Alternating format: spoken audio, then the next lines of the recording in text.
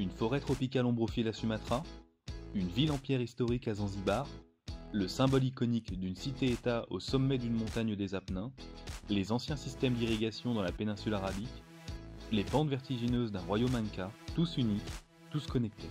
Le lien entre ces sites variés de la planète, c'est la façon dont nous, en tant qu'êtres humains, les considérons, et comment nous faisons cause commune pour assurer leur existence.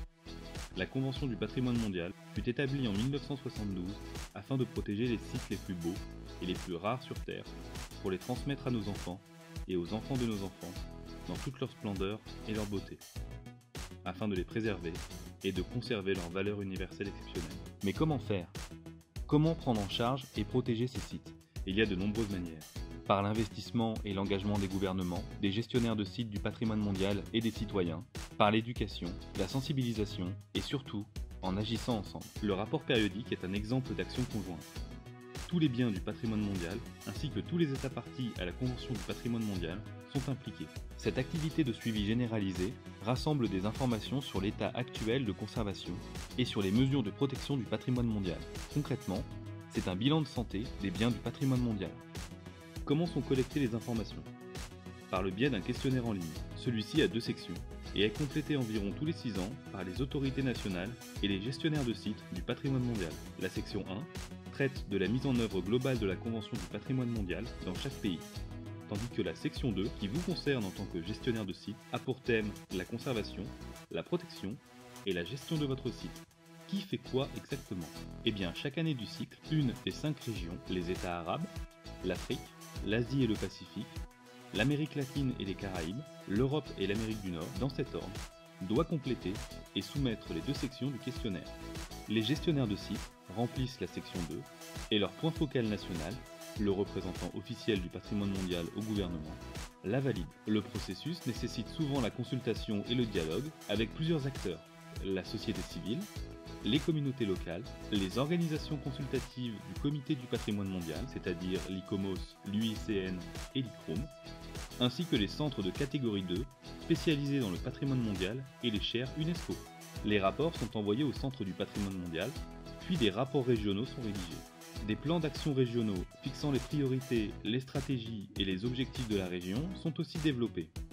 Ils peuvent ensuite être utilisés par les gestionnaires de sites du patrimoine mondial afin de les renseigner et les guider dans leur travail.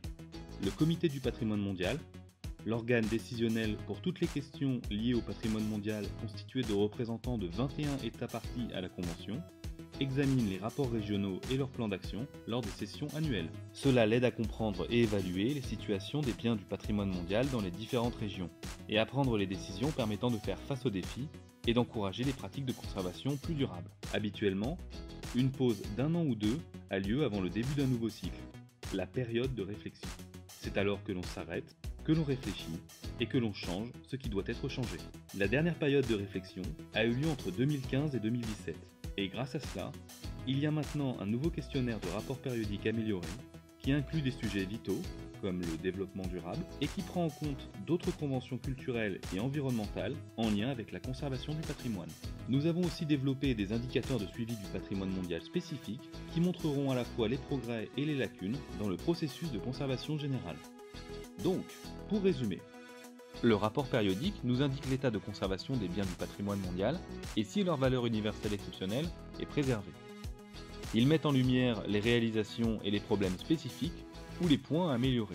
Ce rapport n'est pas un test, mais un exercice favorisant la réflexion, l'apprentissage et les nouvelles perspectives, et peut contribuer à un développement professionnel et à une amélioration de la gestion du site.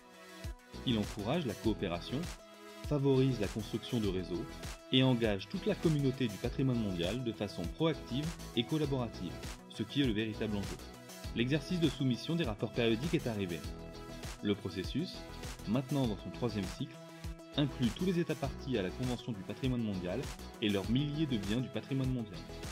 Lorsque ce sera au tour de votre région, vous serez contacté par vos autorités nationales qui vous guideront dans le processus et vous avertiront de tous les renseignements, événements et entraînements disponibles. Vous pouvez trouver les dernières informations et mises à jour du 3e cycle du rapport périodique sur le site internet du patrimoine mondial. Vous trouverez plein d'autres informations utiles, telles que un manuel du gestionnaire de site, une foire aux questions, un glossaire des termes clés une version de démonstration du questionnaire et des tutoriels vidéo sur le rapport périodique. Et si vous avez des questions, vous pouvez nous contacter à wh-periodicreporting@unesco.org. Bonne chance avec votre rapport périodique.